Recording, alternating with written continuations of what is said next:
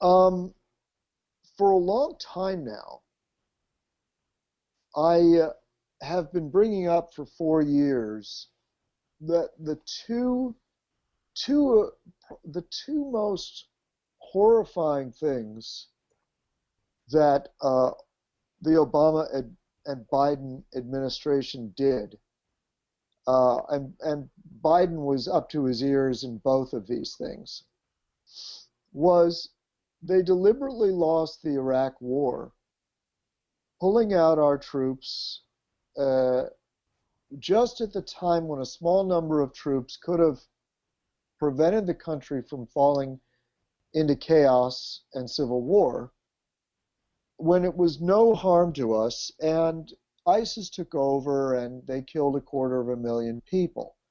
The second evil thing that the Obama administration did was they assassinated Gaddafi, who was the head of Libya.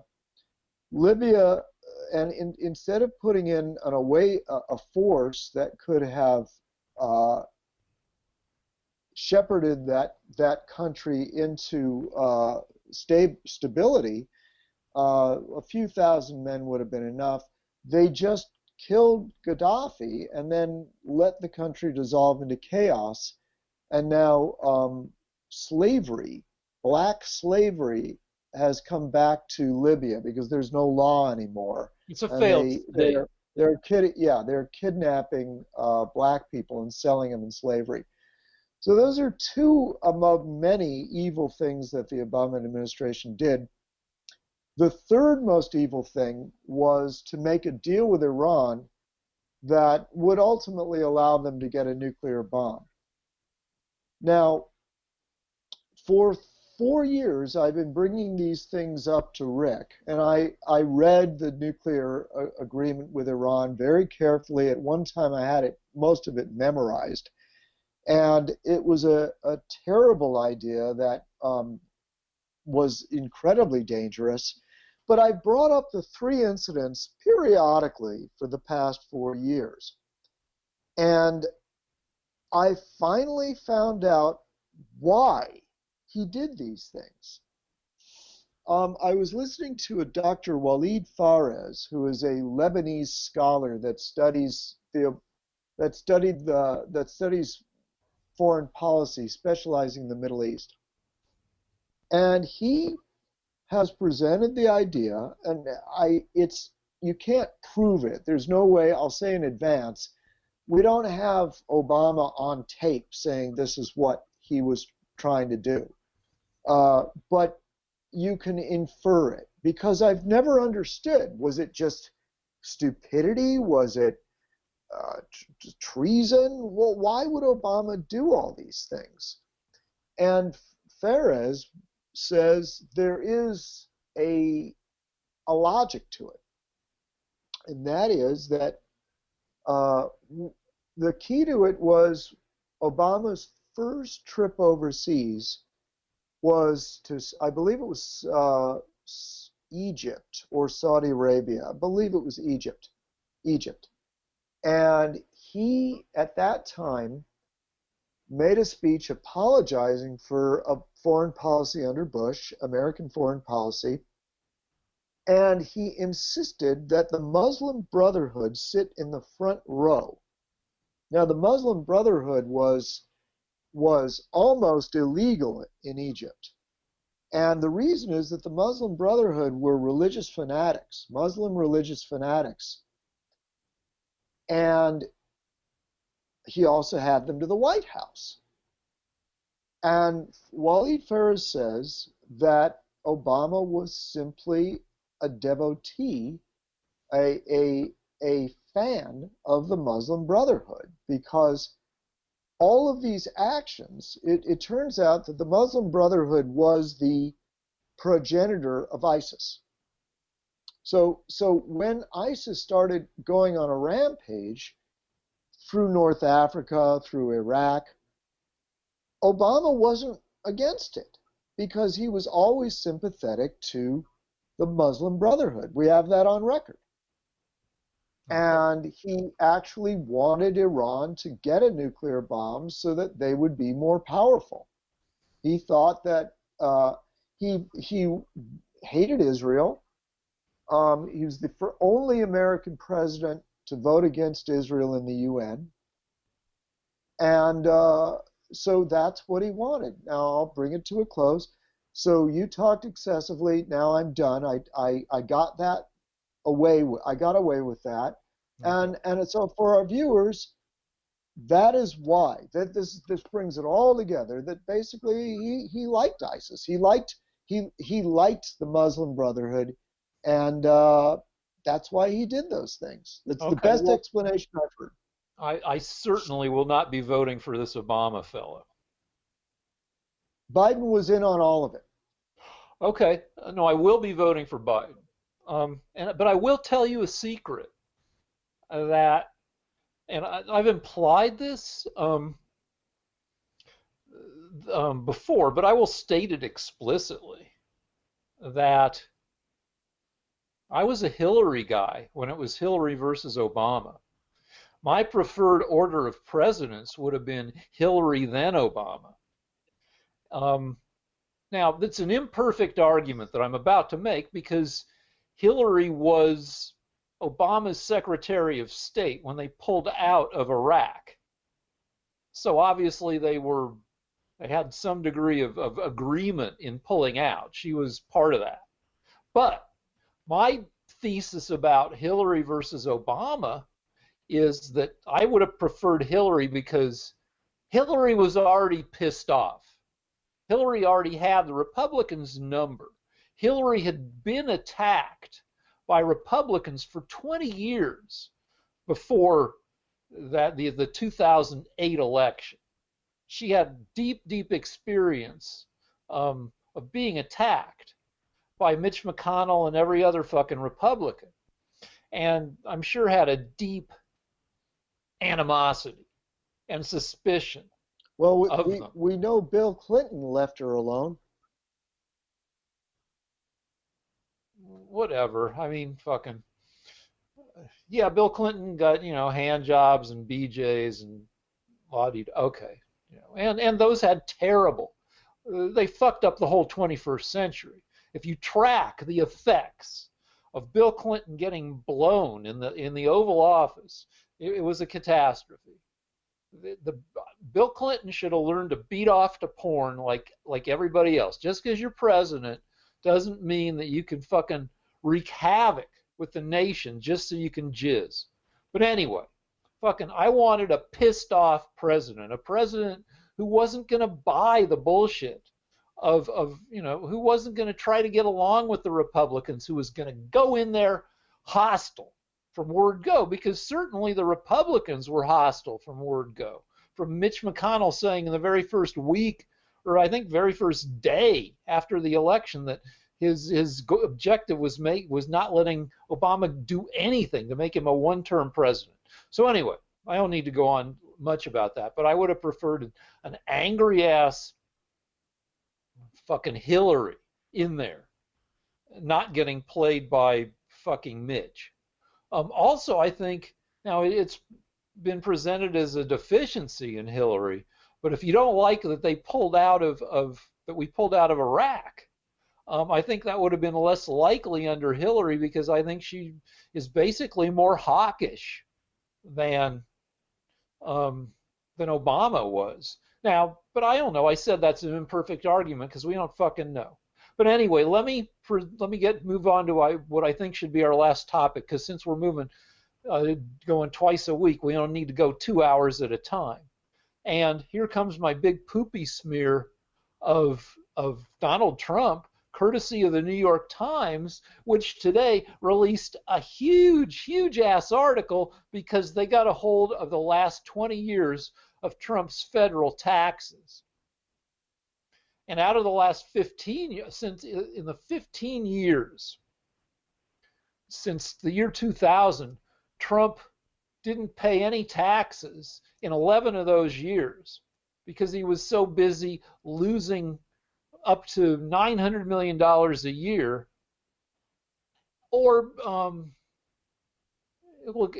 because he was, engaging in, anyway, in 2 of those years where he did pay taxes, he made in 2016, 2017, he made token payments of $750.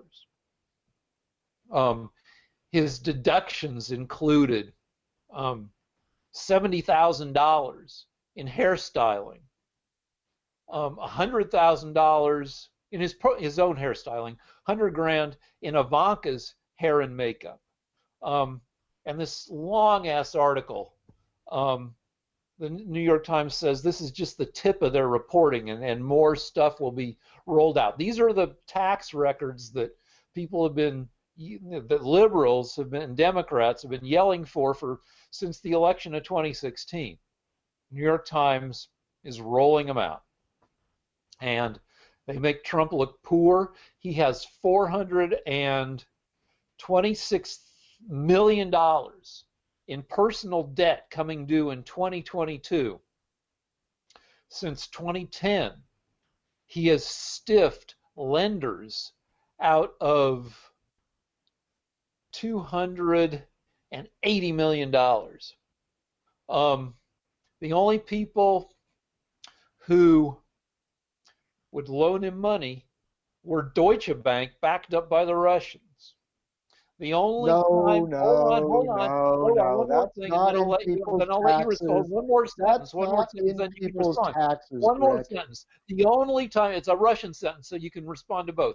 The only time the Miss Universe pageant made money for him was when it was held in Moscow and a Russian oligarch bankrolled him to the tune of $2.3 million.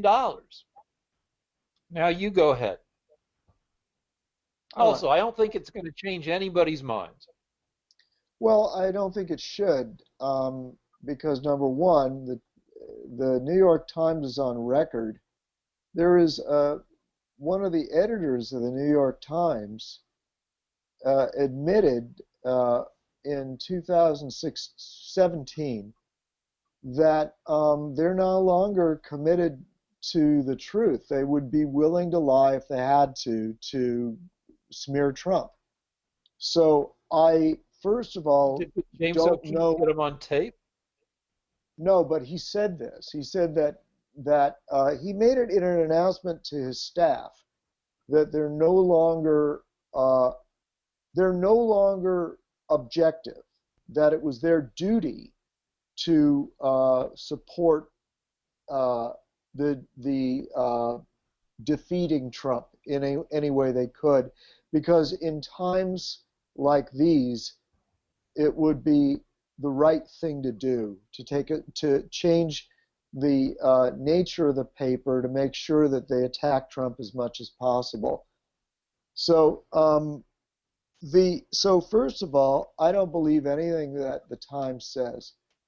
Secondly,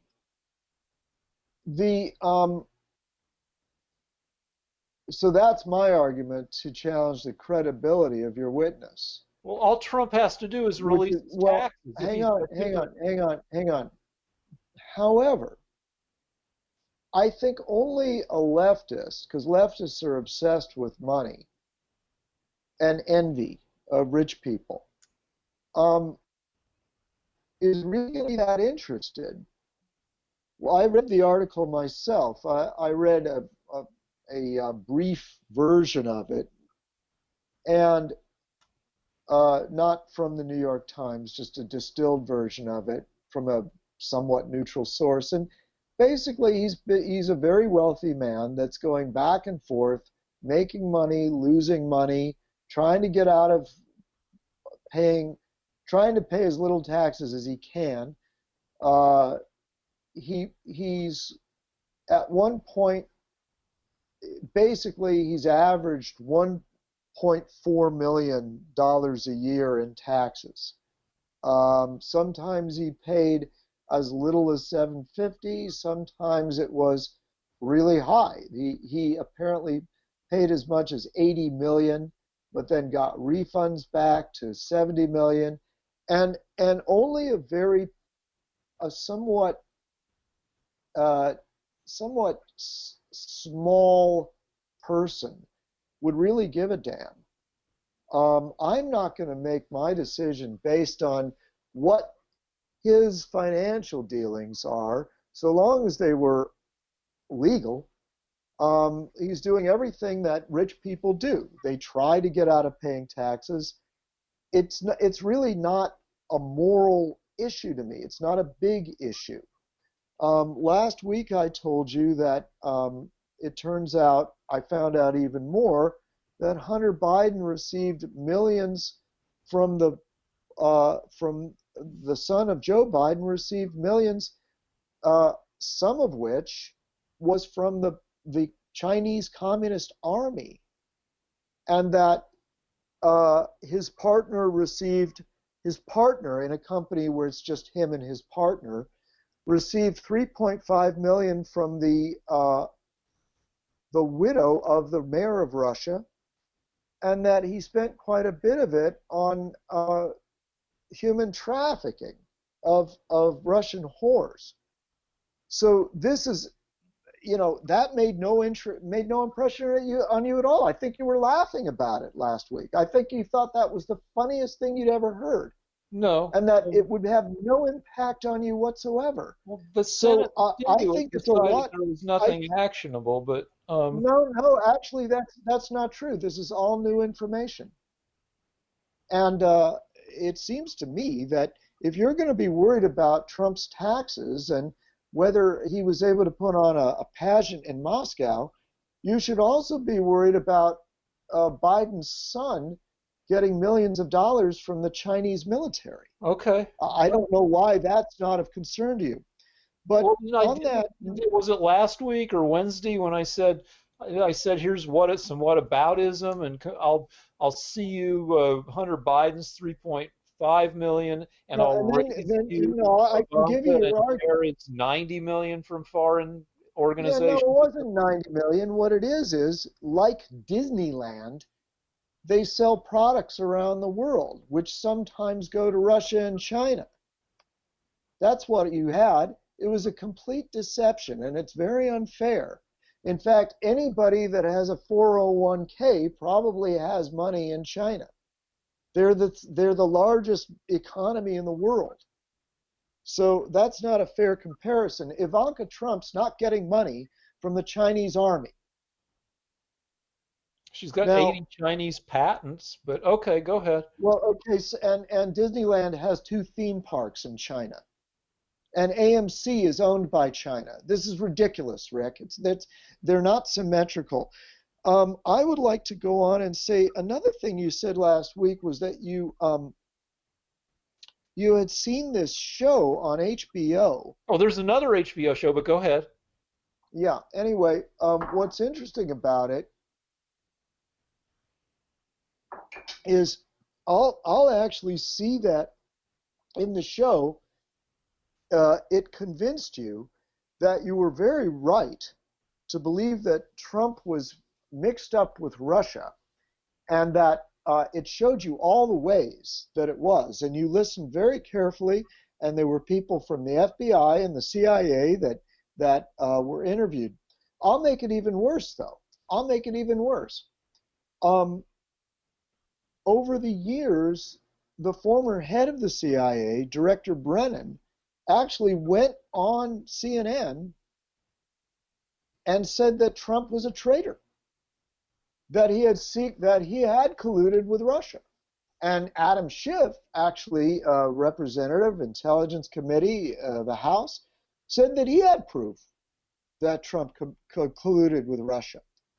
Well, it turns out in secret testimony to Adam Schiff that was released a couple months ago. Yeah, we talked about this. Director Brennan, Assistant Attorney General Samantha Power, in secret, under oath, to the Schiff Committee, admitted that they had never actually seen any evidence that Trump had colluded with Russia. Well, they said no direct evidence. Yeah, that means evidence, Rick. Nobody out there is dumb enough to believe you when you say there's a difference between evidence and direct evidence. People stonewalled the investigations. Which no. The head of the CIA, Yates and Samantha Power were in office and had plenty of time to investigate, Not and really. No, the investigations were did not. fucked up. But I don't know. Do we need to fight about it? No. No, no. What I'm saying is this: you made a long, passionate argument for watching the HBO special, saying that Trump had colluded with Russia, and it turns out in secret testimony, when they were under oath, the people that were in that documentary admitted that they'd never seen any direct evidence of what they were saying. So it's possible, just possible, Rick, that when they get on CNN or when they do a documentary for HBO, they're not under oath. They can lie. Collide? That's the Collude. first thing. Yeah, they could lie. Director Brennan could lie, just as Oh, he can did to lie. CNN, Okay. on CNN. They All can right. lie. So, Well, wait. Well, no. I'm leading to something. okay. There was a new report yesterday that was released by the. This was released during the Flynn investigation as discovery documents. So right now, the Democrats framed General Flynn, and his attorney requested certain papers. It turns out that one of the chief investigators for the FBI, FBI Special Agent William Barnett, who was working for the Mueller probe and working on the Russian collusion theory that to find out, said that actually there was no predicate for investigating Trump. Those are his exact words. And he made this statement. He said there was no predicate. They had found no evidence. He was in a position to know because he was one of the chief investigators. And he made this statement in secret to his superiors. He didn't say it to the newspapers. This came out. This was documented 3 years ago in an FBI report in 2017. It was in an FBI 302. A 302 is an agent report. It's called a 302. So it wasn't meant to get publicity or change anything. He simply was in charge of, was one of the lead investigators, and said there is no evidence that Trump had done anything with Russia, and that there was no predicate for the Mueller investigation whatsoever. Okay. So I guess that means nothing to you, right, Rick? Well, no, I'm just going to say what I think. Now, there's a new thing on HBO which I recommend.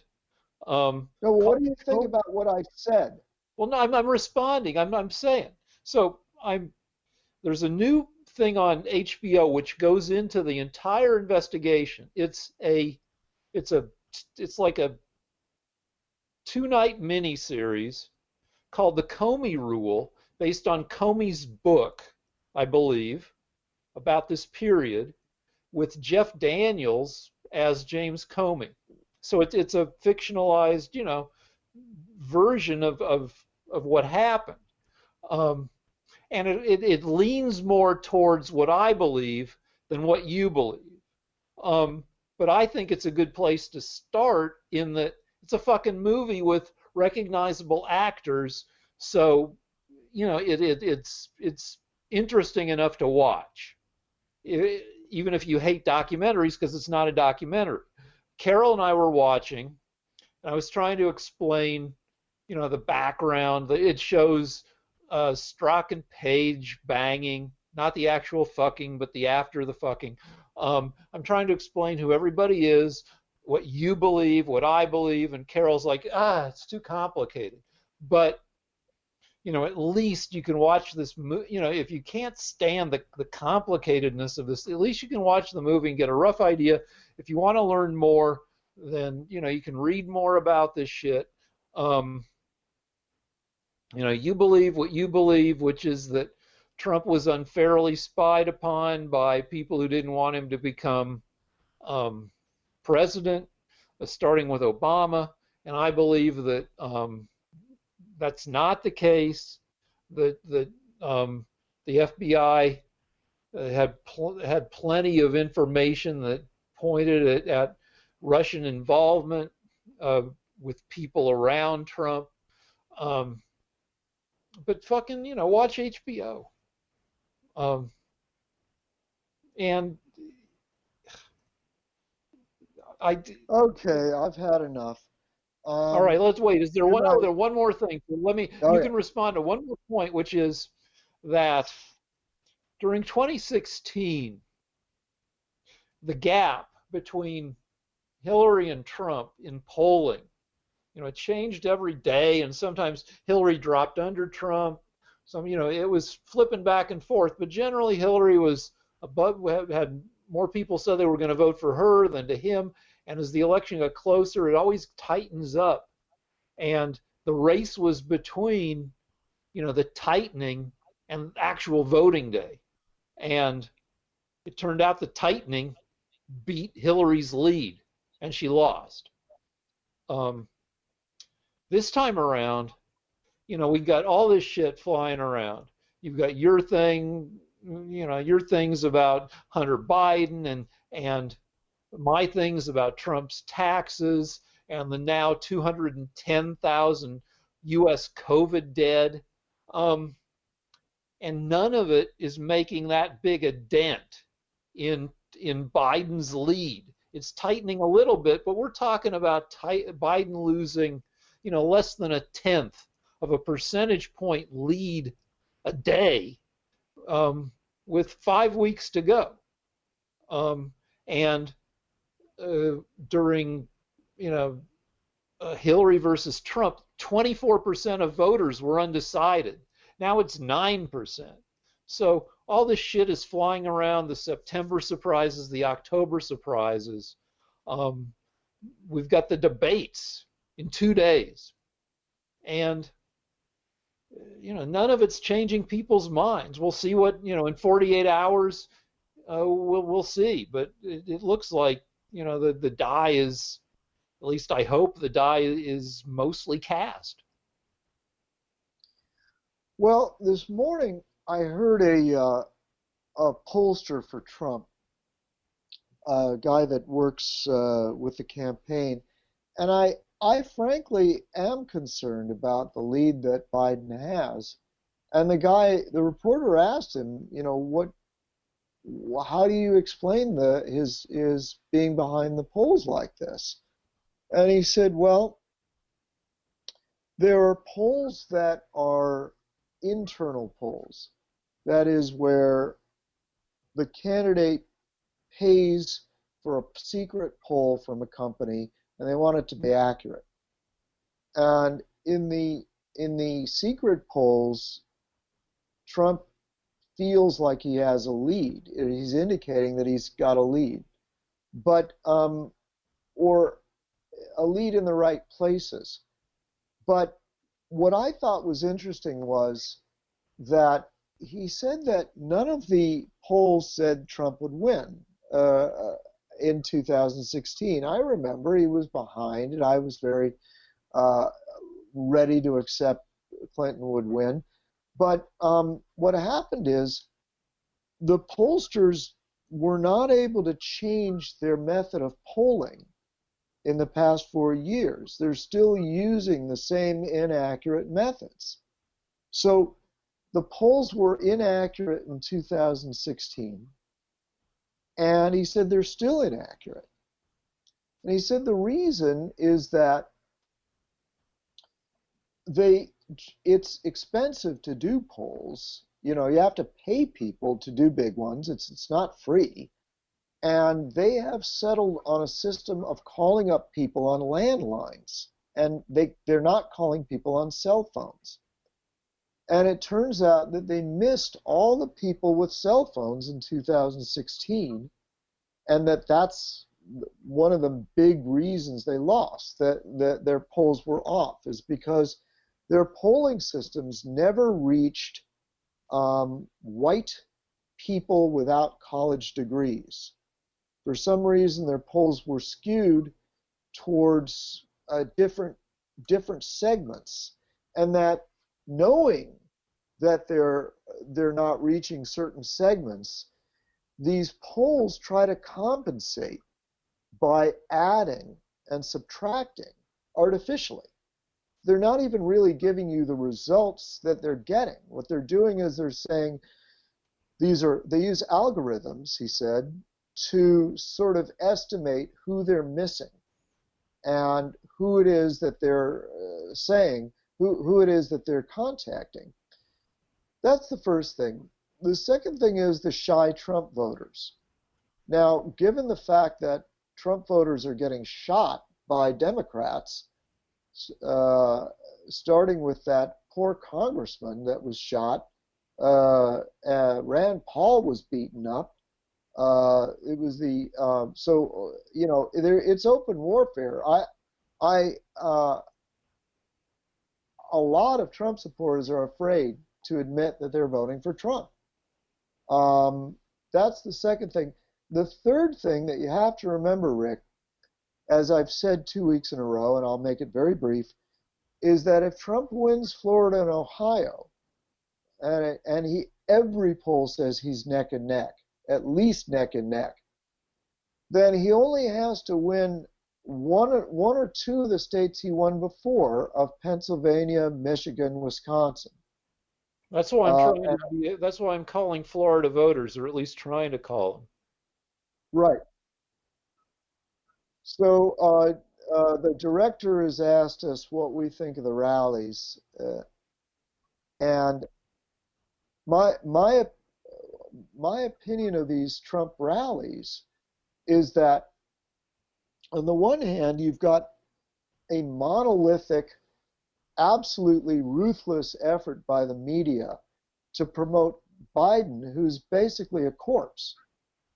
And on the other hand, you've got Trump running around the country like one of the X-Men, giving these rallies to thousands of people. I mean, it would kill me. I'm a lot younger than Trump, and I'd be dead with his schedule. So I have a feeling that that's got to influence people. When you see the difference between a guy that can do that and a guy that's hiding in his basement wearing a mask. So that's all I have to say. Well, what I say is let's watch on Tuesday when they debate head to head, two guys standing on stage, and we'll see. I don't think it'll change anything. They actually caught Biden wearing an earpiece to answer questions recently, and the reason they fell out is because it fell out, and he said something about not being able to hear.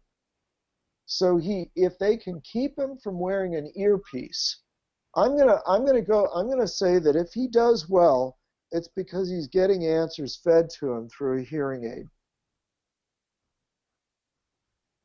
A drug test for what? The director Trump is asking. Keeps saying that Biden is taking drugs that help him think. Which, I mean, I take like 6 drugs that are supposed to help me think, so I'm okay with that. I mean, I thought caffeine was basically all we had. Is there something No, I mean, caffeine's the only thing we know works, but like there are all these other things that are supposed to protect your brain function. And then there's shit for people with Alzheimer's that's like not very effective, like Aricept, or there's shit that people accuse Trump of being on Adderall. It's all kind of mostly bullshit probably, but also who gives a fuck? No, I mean, let's wait for Wednesday. Yeah. But anyway, let's see. What are we? Oh, yeah. Anyway, what you were the issues you were bringing up about the polls. That's why shy Trump voters are thought to be no more than 1 or 2% of the electorate, and Biden's current lead is 7 to 8%. Also, this is why I follow the only poll, the USC Dorn site, the only major poll that is thought to have gotten it right in 2016. Rasmussen also got it right. Yeah, but Rasmussen, they've got their own issues. I like USC Dorn site, and I follow a poll aggregator that includes Rasmussen, 538.com.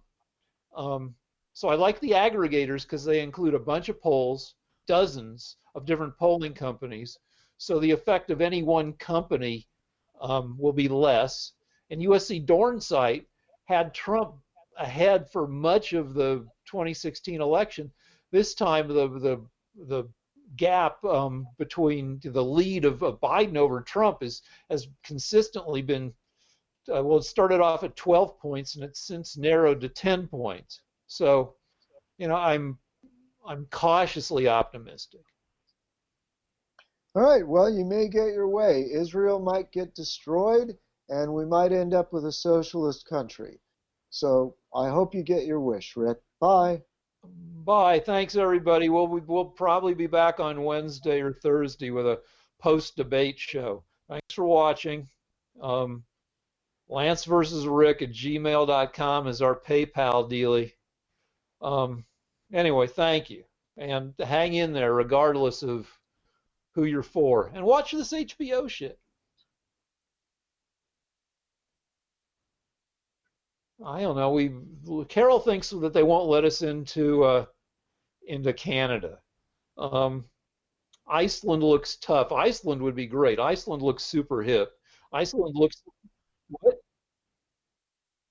Oh, that where are we moving to if Trump wins again?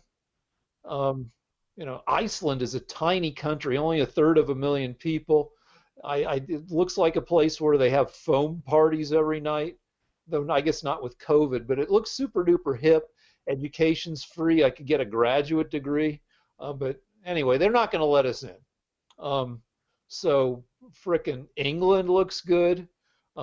Carol found an apartment with 20-foot ceilings where they took this Downton Abbey type castle and they subdivided it into apartments. And that would be awesome to live in a fucking castle. You can also buy a fixer-up castle, that's been abandoned for 400 years and try to turn that into a dwelling place. You can get a deal on one of those. So anyway, Canada, Iceland, England, but really any place that those hipster Nordic Baltic countries.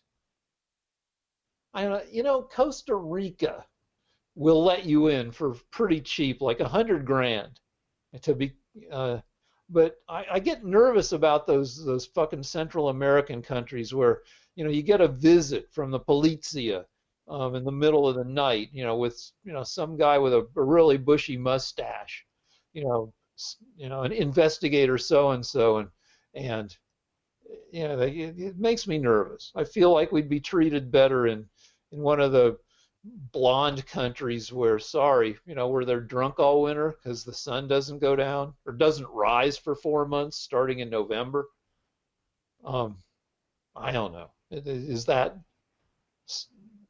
I don't know. I'm sorry. That sounded really racist. I apologize to Costa Rica. We'd have to do more research. I guess people live there. That chubby Americans move down there and get a bungalow on the beach and start getting working on their skin cancer. Maybe it's nice. I don't know.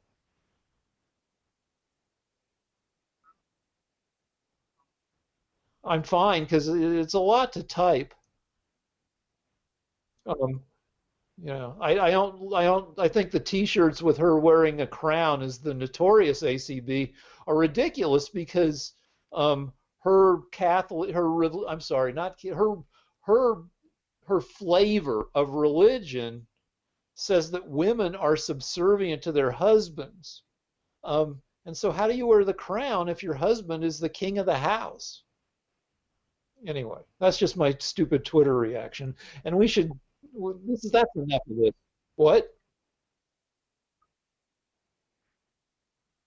I've faved her some of her tweets, but she's never like commented back or anything.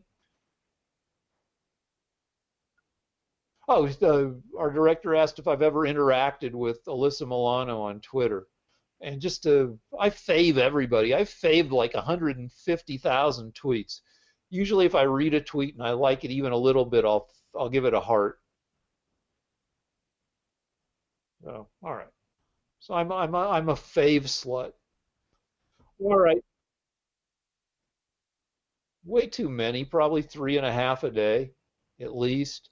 It's bad. It's bad. It's my, it's, if there were a quiz, are you addicted to Twitter, I would probably, fail. All right, talk to everybody later. See you in a few days. All right, thank you. All right.